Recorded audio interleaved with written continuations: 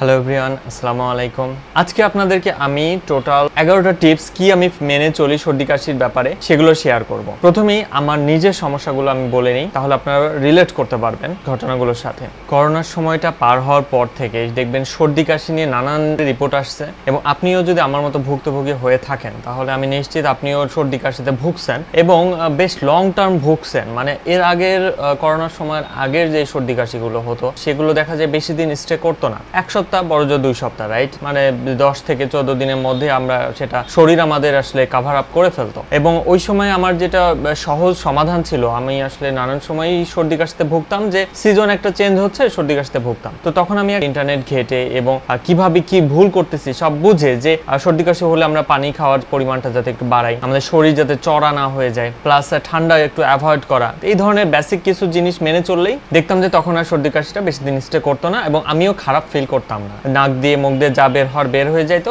তারপর ধীরে ধীরে সুস্থ হয়ে যাইতাম।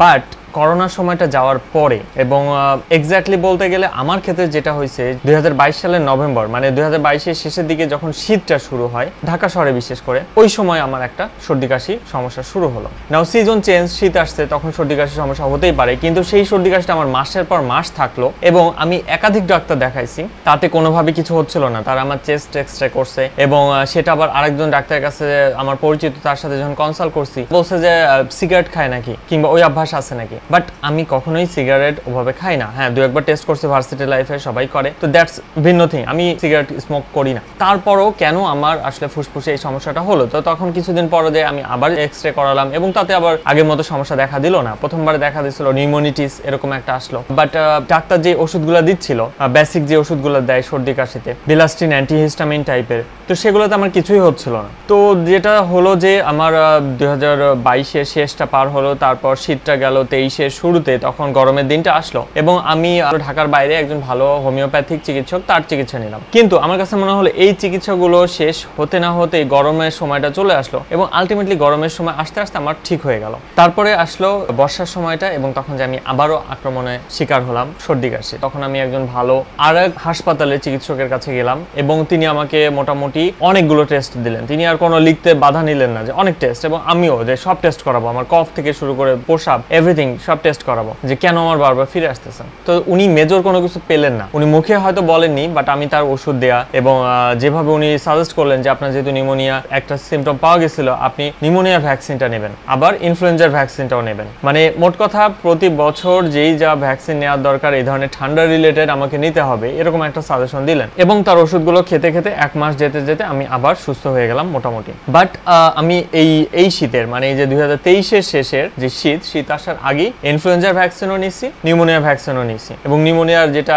7,500 টাকার ভ্যাকসিন সেটা আমি নিছি। তো শীতটা আমি আবারও ভালো ছিলাম, মানে এই শীতটা শুরুতে আমার আর সর্দি কাশি লাগে না, কিন্তু শীত থেকে এই যে গরমের সময় আসলো, এতে আবার আমি আক্রান্ত হলাম এবং এই যে টিল নাও আমার হালকা সর্দি আছে। বাট আমি কিভাবে আসলে রেমেডিটা করছি, এবার আর আমি ওষুধ খাইনি, এবার আর আমি ডাক্তারের কাছে যাই নাই। এবার আমি আমার এই যে 3-4 বার যে হলো গত 1-1.5 বছরের মধ্যে, এটা থেকে যে শিক্ষাটা পাইছি সেই শিক্ষাগুলো পয়েন্ট আউট করে আমি আপনাদের সামনে আজকে উপস্থাপন করব, যাতে আপনারা সেম জিনিসগুলো ফলো করতে পারেন এবং আপনারা সুস্থ থাকতে পারেন। নাও ডাক্তারের কাছে আপনারা যেতেই পারেন, তারা ভ্যাকসিনেশন এবং অন্যান্য মেডিসিন আপনাদেরকে দিতেই পারে, বাট এর বাইরে আপনি কি করতে পারেন, রাইট? প্রথম যে পয়েন্টটা, যেটা ন্যাচারাল রেমেডির মধ্যে আমি মানে পুরো ইন্টারনেট আবার নতুন করে ঘাটা শুরু করছি, যে নর্মাল সর্দি কাশি না, আমার বডিকে ফিট রাখতে গেলে, এই ফিট মিনস আমার শ্বাস প্রশ্বাসের সাথে সংশ্লিষ্ট ফুসফুস কিভাবে আরো বেশি শক্তিশালী করা যায়, আমার ইমিউন সিস্টেম আরো বেশি কিভাবে শক্তিশালী করা যায়, যেটা অহরহ শুনতে পাবেন যে এই যে করোনার সময়টা যাওয়ার পর আমাদের ইমিউন সিস্টেমটা দুর্বল হয়ে গেছে।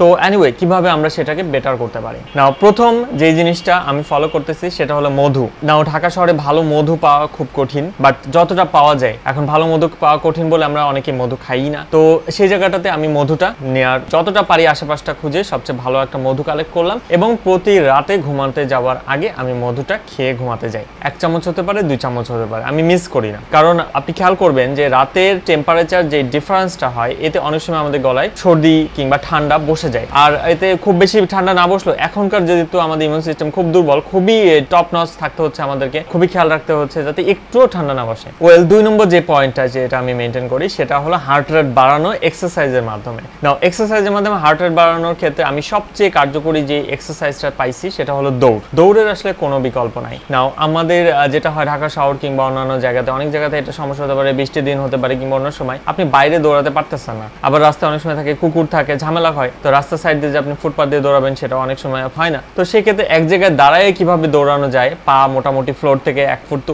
উঠাবেন, তো সেই ধরনের জগিং টাইপের যত ফাস্ট দৌড়াতে পারেন আপনার হার্ট রেট যেন 150-র উপরে উঠে যায়, তো এইরকম দৌড়, তো এটা আমি ফলো করতেছি। সো ফার্স্ট গেল মধু, সেকেন্ড হলো দৌড়ানো, হার্ট রেট বাড়ানো। তৃতীয় যে জিনিসটা সেটা হলো মাফলারটা হাতের কাছে রাখা। নাও খুবই গরমের দিন, সেই সময় মাফলারটা গলায় পেঁচায় শুবেন, এটা কেউ এক্সপেক্ট করে না, তাতে উল্টা ঘাম বসে যেতে পারে, উল্টা ক্ষতি হতে পারে।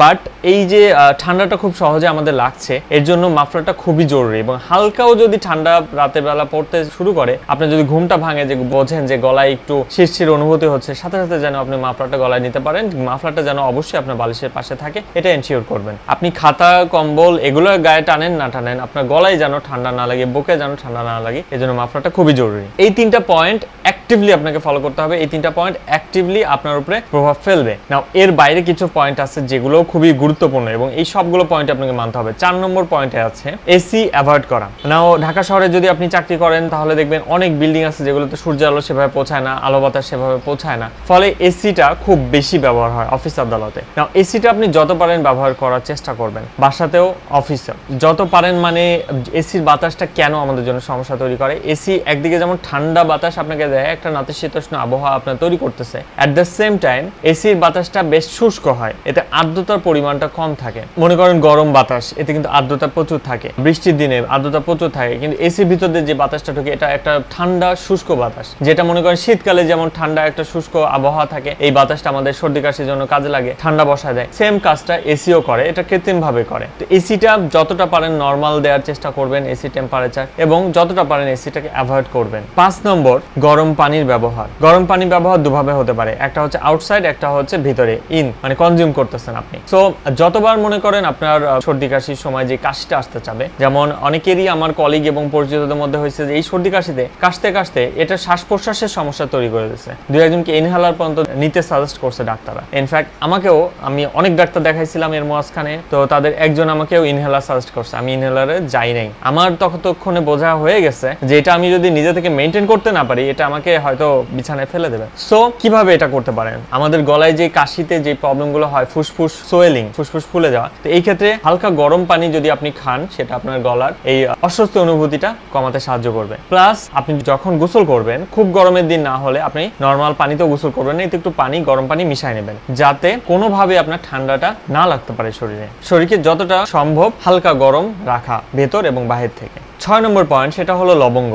নাও লবঙ্গ প্রাকৃতিক গুণাবলী সমৃদ্ধ একটা ঔষধি ফল, যেটা আমাদের বলতে পারেন নানান সুবিধা দেয়। খাবারের মধ্যে লবঙ্গ ইউজ করা টোটালি বেনিফিশিয়াল। আপনার যখন গলায় খুশখুশে এবং এই যে কাশির উদ্রেক হয়, তখন যদি আপনি একটা লবঙ্গ মুখে রাখেন এবং লবঙ্গ রসটা আপনি ঢোক গেলেন, তাতে দেখা যাবে গলার এই অস্বস্তি অনুভূতিটা যেটা বারবার কাশি তৈরি করতেছে, সেটা থেকে আপনি অনেকটা মুক্ত থাকতে পারেন। গরম পানি যেমন কাজ করবে, লবঙ্গটা আপনার মুখে কাজ করবে। গরম পানি যেমন সবসময় আপনি পাবেন না, কিন্তু লবঙ্গ কিন্তু আপনি পকেটে ছোট্ট একটা বোতলে, আমার একটা অভ্যাস গড়ে গেছে, যখন আমার কাশি ফিরে আসছিল, সর্দি কাশি, তখন আমি একটা ছোট্ট বোতলে বেশ কিছু লবঙ্গ নিয়ে পকেটে রাখতাম, যখন কাশি আসবে তখনই যাতে মুখে একটা লবঙ্গ রাখতে পারি, এবং এতে দেখা যায় কাশিটা সরে যায়। 7 নম্বর পয়েন্ট, সেটা হলো এবার লাস্ট যে সর্দি কাশির সময়, এখন আমি বুঝে গেছি যে আপনার নর্মাল সিরাপে এটা সারে না। তো সিরাপ মেইনলি যে কাজটা করে, আমাদেরকে কাশির উদ্বেগটা কমায় দেয়, গলার কাছে অনুভূতিটা। সো প্রাকৃতিক উপায় আপনি অবশ্যই ফলো করতেছেন, মধু ফলো করতেছেন, লবঙ্গ ফলো করতেছেন, গরম পানি ফলো করতেছেন, এর সাথে আপনি ওষুধ হিসেবে সিরাপ ইউজ করতে পারেন। বাজারে যে সিরাপগুলো আছে আপনি দেখবেন ইনগ্রেডিয়েন্টগুলো মোটামুটি একই রকম,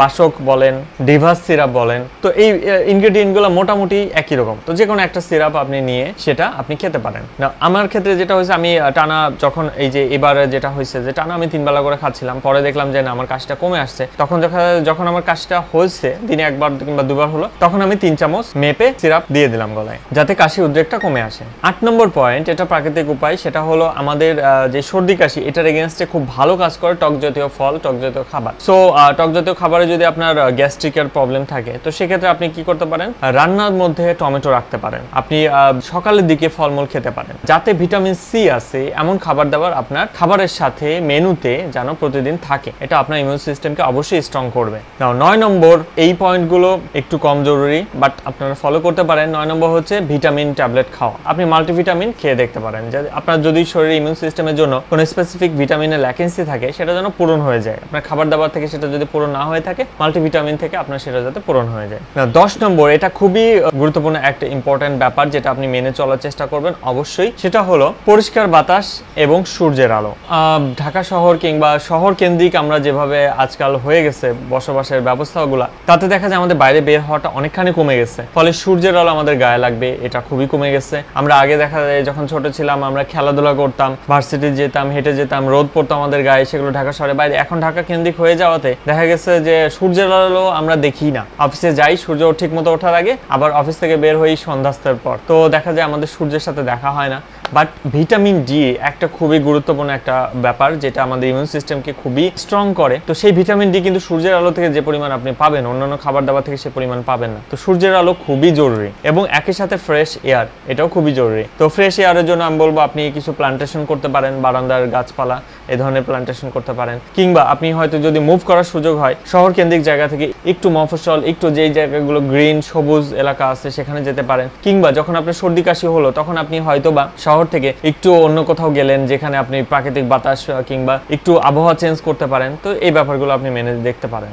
11 নম্বর পয়েন্ট, এটা যারা শহরে চলাফেরা করেন তাদের জন্য মাস্ট, যারা গ্রাম মফস্বল কিংবা আউটসাইডে থাকেন তাদের জন্য এটা অতটা জরুরি না, সেটা হলো মাস্ক ব্যবহার করা। নাও এই মাস্ক করোনার জন্য ব্যবহার করবেন আমি সেটা বলছি না, মাস্ক ব্যবহার করলেও করোনা হইতে পারে, বাট এই মাস্কটা হচ্ছে ধুলাবালি থেকে বাঁচার জন্য। টোটালি শহরে দেখবেন যে বাতাসে লেড, সীসা, নানা ধরনের ভারী ধাতু পাওয়া গেছে, এই ধরনের অনেক খবর আপনারা পাবেন টিভি, পেপার, পত্রিকায়। তো এই ধরনের ধুলাবালিগুলো আমাদের ফুসফুসে ডিরেক্টলি ক্ষতি করে। একে তো সর্দি কাশি এবং করোনার কারণে ইমিউন সিস্টেম দুর্বল হয়ে গেছে, এরপর এই ধুলাবালিগুলো যে ফুসফুসকে আরো বেশি সমস্যা তৈরি করে। আপনি হয়তো সিগারেট খান না, কিন্তু সিগারেটের মতো ওই ধরনের কেমিক্যাল বাতাসে ভাসতেছে, এই কেমিক্যালগুলো আপনার নাক দিয়ে যায়, আপনার ফুসফুসে ক্ষতি করতেছে। সো অবশ্যই বাইরে যাওয়ার সময় মাস্ক ব্যবহার করবেন, অফিস আদালতে যাওয়ার সময়, অফিসে ঢুকলেন যেখানে স্থির একটা পরিবেশ সেখানে যায় মাস্কটা খুলে রাখলেন, এটা করতে পারেন। বাট বাইরে যতক্ষণ থাকতেছেন, রাস্তাঘাটে যত গরম পড়ুক, যত অস্বস্তি লাগুক, মাস্কটা ব্যবহার করা ভুলবেন না। এই প্রতিটা জিনিসই আমি আসলে মেনটেন করতেছি এবং এবার আমার 1 মাসের বেশি স্টে করে নাই সর্দি কাশিটা। এর আগের প্রতিবারই 2-3 মাস মানে অনেকদিন ভুগাইছে আমাকে, বাট এবার আমি 1 মাসের মধ্যে মোটামুটি পরিত্রাণ পাইছি আলহামদুলিল্লাহ, যে আমি এইভাবে চলতে পারছি। আমার মনে হলো আপনাদের সাথে একটু শেয়ার করি, যদি আপনাদের কোনো টিপস এর মধ্যে কাজে লাগে, আশা করি আপনাদের কাজে লাগবে এবং আপনারা শুধু ডাক্তার কেন্দ্রিক ওষুধের উপরে ডিপেন্ডেন্ট না হয়ে আপনারা এই জিনিসগুলো ফলো করার চেষ্টা করবেন, প্রাকৃতিকভাবে নিজেকে সুস্থ রাখা যায় যতটা। আমার টিপসগুলো যদি আপনার ভালো লাগে তাহলে অবশ্যই লাইক দেবেন, শেয়ার করবেন এবং সাবস্ক্রাইব করতে ভুলবেন না। ভালো থাকবেন সবাই, দেখা হবে নেক্সট এপিসোডে। আসসালামু আলাইকুম, বাই।